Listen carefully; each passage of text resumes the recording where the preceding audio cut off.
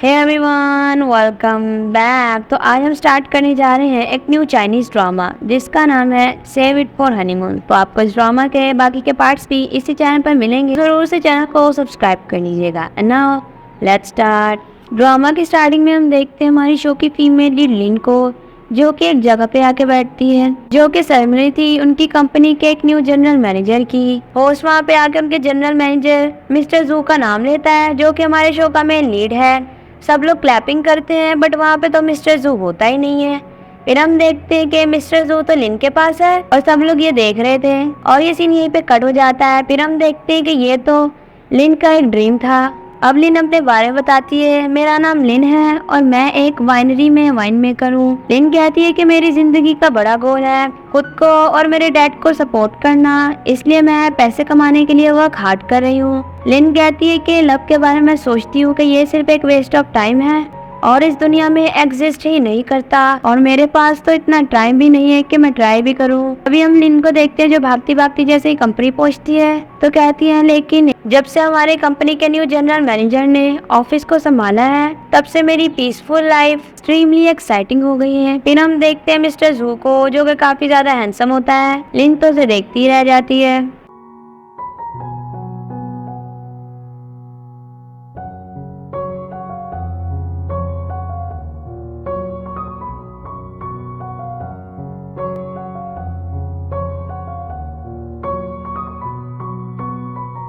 लिन अपनी फ्रेंड के साथ एक बड़े ही होटल में आती है और कहती है कि लगता है हमारे न्यू बॉस काफी ज्यादा जेनरस हैं। पहले हम लोग चीप प्लेसेस पे जाया करते थे, लेकिन अब देखो इतने अच्छे होटल में हम लोगों को बुलाया। तभी उसके सीनियर आगे कहते हैं कि लिन तुम्हें अभी वापस जाना होगा, मिस्टर जू हमारे R&D डिपार्टमेंट के रिजल्ट को टेस्ट करना चाहते हैं, तो जाके तुम वाइन लेके आओ। लेकिन लिन कहती है कि इस टाइम पे वाइन लेने जाओ, कितनी रात हो गई है और होटल कंपनी से कितना ज्यादा दूर है, अगर जाऊंगी तो काफी ज्यादा लेट हो जाऊंगी। बट सीनियर तो उसे कहता है कि मुझे अपनी कंडीशन मत बताओ, जाओ जल्दी करो, और उसकी एक भी नहीं सुनता।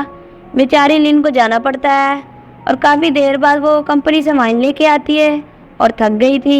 लिन को तो मिस्टर जू पे गुस्सा आ रहा था कि उसकी वजह से उसे इतनी दूर जाना पड़ा है सिर्फ वाइन लेने के लिए, ऊपर से उसने कुछ खाया भी नहीं है। और फिर हम देखते हैं कि मिस्टर जू उसकी सारी बातें सुन लेता है। लिन कुछ खाने के लिए जाती है, इतनी देर में मिस्टर जू उसकी बनाई हुई वाइन्स को चेक करने लगता है, तो मिस्टर जू को एकदम खराब लगती है, तो वो फेंकी जा रहा था। तभी लिन वापस आती है तो देखती है कि उसका बैग तो वहाँ पे है ही नहीं और ढूंढने लग गई थी। तभी देखती है कि उसका बैग मिस्टर जू के पास है, लेकिन तब उसे पता नहीं था कि ये मिस्टर जू है और ये सारी बातें एक हफ्ते पहले की है। लिन कहती है कि तुम यहाँ पे क्या कर रहे हो, तुमने मेरी सारी वाइन ले ली। तो वो कहता है कि ये वाइन नहीं कचरा है, इसे कचरे में फेंक रहा हूँ। लिन कहती है कि तुम्हारी हिम्मत कैसे हुई इन्हें कचरे में फेंकने की। वाइन पे लिन का नाम लिखा हुआ था, तो मिस्टर जू कहते हैं कि नाम तो तुम्हारा अच्छा है, लेकिन क्या फायदा, बिल्कुल बेकार है तुम्हारी वाइन की तरह। मिस्टर जू तो कहता है लगता है तुम्हारे डिपार्टमेंट की सी एबिलिटी की वजह से तुम लोग डाउन चल रहे हो।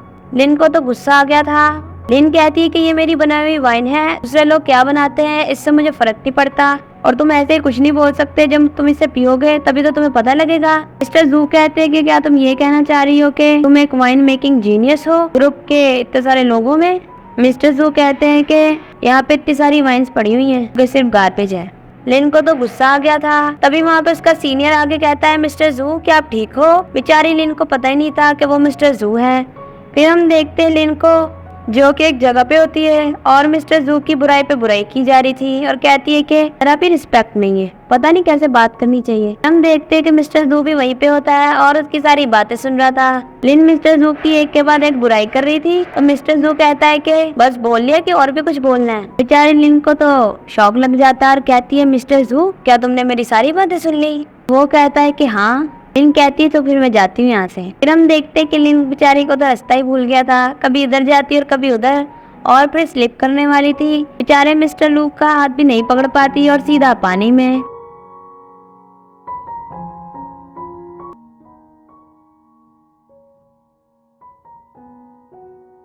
इसी के साथ एपिसोड 1 का यहीं पे एंड होता है। Thanks for watching.